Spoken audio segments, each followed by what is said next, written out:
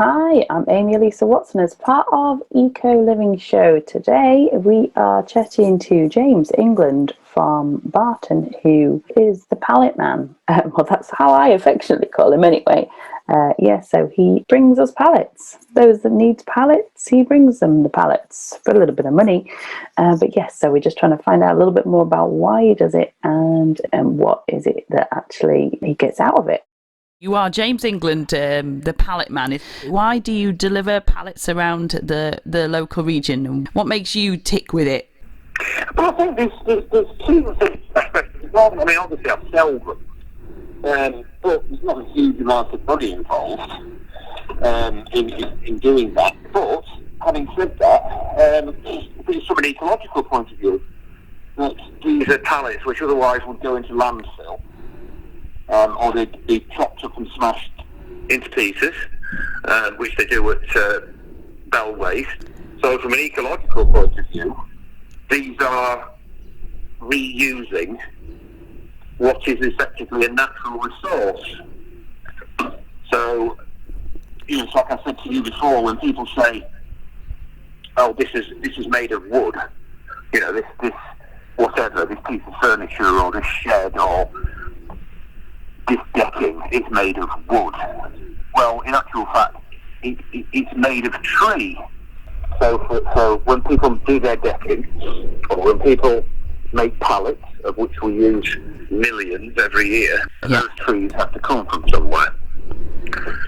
They have to grow. People don't treat wood with the respect that it deserves, because it's had to grow. It's come from a living thing. So enough if we're going to replace it, but so we don't.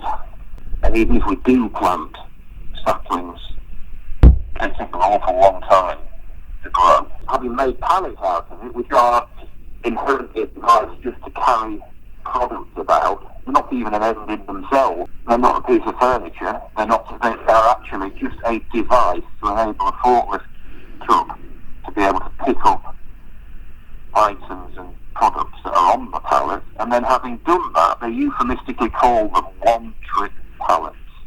That's what they're known I didn't know that. Wow, that's awful. So they call them one-trip pallets, which means they use once. In the old days, they were returnable. Businesses took pallets back. They still do. You've got the big red and the big blue pallets, which are very, very heavy, and they are used again and again and again. But the majority of pallets now are one trip, which means they're used once and then you throw it away. And that to me is to say, well, we're using a tree for that. Let's cut some trees down. Let's deforest the planet, turn it into pallets, and we'll use them once and dump them. So at least with what I do, that wood is being repurposed, it's being reused. And for every piece of wood that somebody uses off one of my pallets, instead of buying it from the builder's merchant, then that one piece, that one tree, or part of a tree, that needs to be cut down. I've seen pallets which were made entirely of oak. I believe as well that the certain pallets, I might be wrong, but I think looking at the wood itself and the smell of it when it's cut, I think some pallets are either made of or repaired. Some of them are repaired using the outer sections of mahogany. So not only are we putting down softwood like pine to make pallets, one-trip pallets that we then throw away, but we're also using hardwood. I once had a single pallet that was made entirely of teak. I stripped that with my pallet into planks and sold the planks because you can't import teak into this country. So those planks were very much in demand, and I put them onto Facebook and said teak planks, and I had about 50 people after them. And so aside from it being a sort of business is too grandiose a word for it, but aside from it generating some income, the majority of my sort of attitude really is that it's saving trees.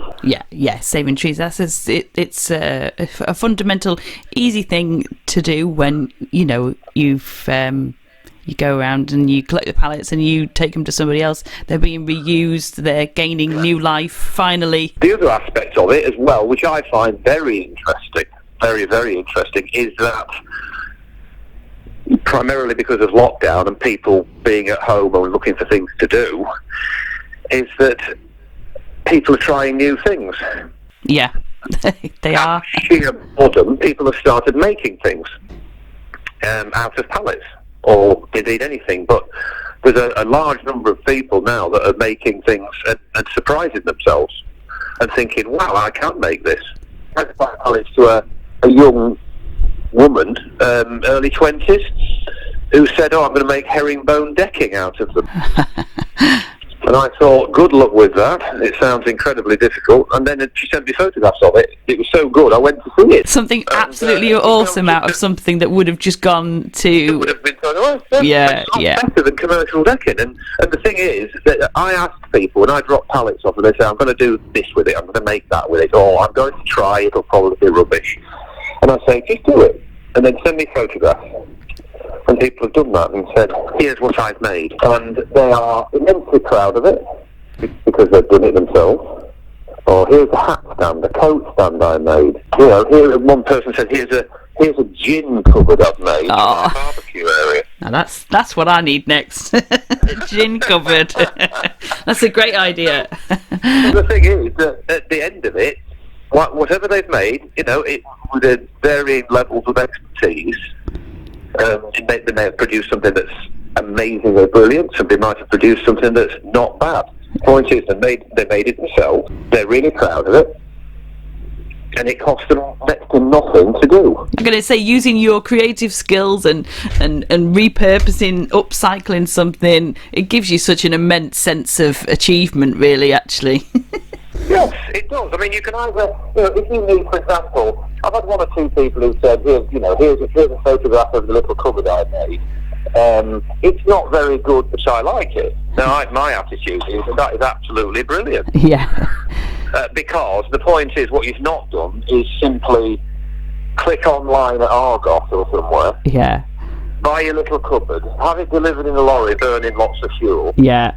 By a man at 9 o'clock at night, banging on your door, dropping off a cardboard box that gets thrown out in the dustbin, surrounded by plastic, a polythene bag, which you then throw in your bin, and then what you get is a big board furniture that might last 6 months. Whereas if you build it from pallet wood, it's solid wood. Yeah. And it will last. And you've pollution, you've cut out all the delivery, you've cut out the cardboard box. You've cut out the mess and the excess that goes with purchasing. Yeah, absolutely. All the cardboard box. Yes, you've used some energy to make it, but then a lot of people make them by hand. They don't use power tools. I'm not quite such a purist as that, but I mean, then the other thing about pallets as well, which are very popular on YouTube, there are lots of designs and lots of instructions, as it were, on what you can make and how you can make it. It's a growing thing, and people are becoming very, very interested in it.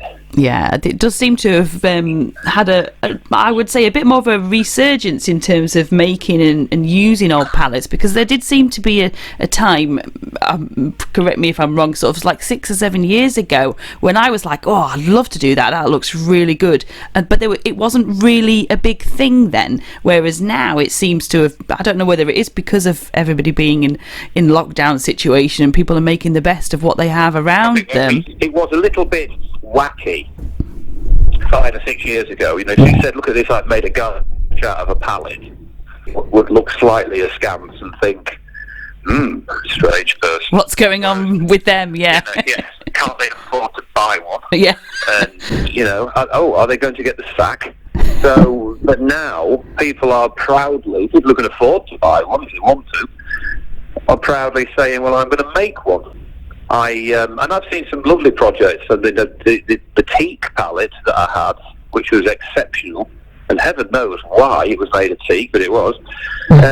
Somebody made a garden swing seat from a tree with ropes, and they said, do you have a really nice pallet? That pallet was so smooth, you didn't even need to sand it. She just cut it in a certain way, bolted and screwed it together, put ropes on it, and that was it.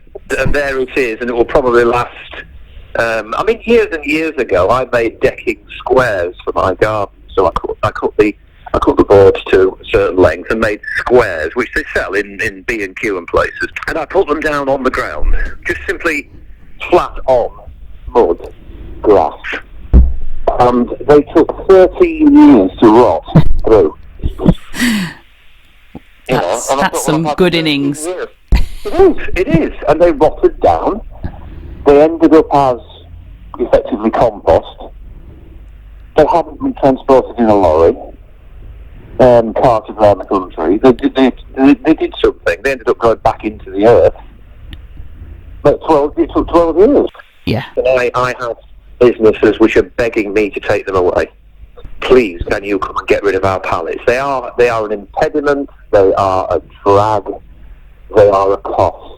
Is that because of the sort of size of them and the fact that they are just like one use rather than being something that can be multi-purpose? Is that why it's... Yeah, it's because they are one-trip pallets. Yeah. In the old days, to some extent, certain places still take pallets back. Some places still do collect pallets and reuse them, return pallets, But the majority of them now are one trip.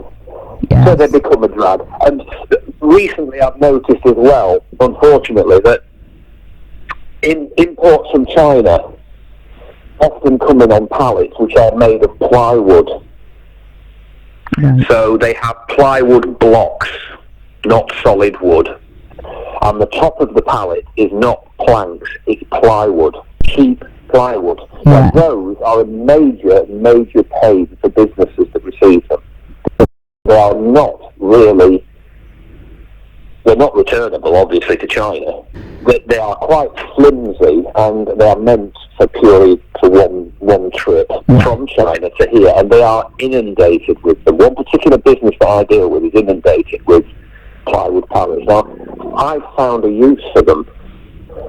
I've seen them piled up in their hundreds, and they simply degrade, the plywood falls apart, and they're just a giant pile of effectively refuse. But now I've found that people want them for the plywood. A new thing is that somebody recently said, "Oh, can I need 20 because I want to take the blocks off them," which is easy because they fall apart, and I want to line my garage wall with them. That's good. So I said to the business, I think I found somebody who will take your plywood pallets. Oh, brilliant, mate, because we're having to throw them a skid. It's so sad, isn't it? It is. It's awful. It really is. I mean, it's so. Whilst pallets, yes, when they are repurposed, they're used for something else. So that's the first thing. They have a second chance at life, and that means that trees are not felled and cut up to provide the wood that you might have used on that project. And also, people are undertaking projects that they would never have done before lockdown, particularly. People are more conscious. People are undoubtedly being more conscious now of the ecology, the environment, and looking after things.